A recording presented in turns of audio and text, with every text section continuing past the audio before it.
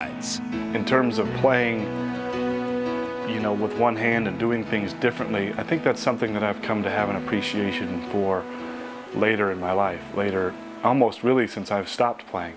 I really was so focused on doing well.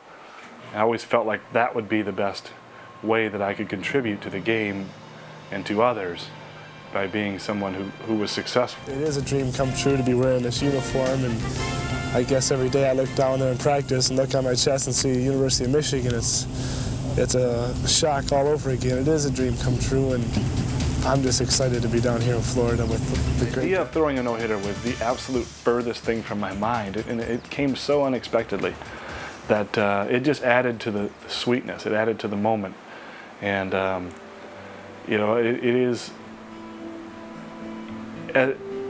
I don't look at it individually because so many people had a hand in it, but I do feel like it probably was the defining moment. In my career, I always felt this great connection with the fans.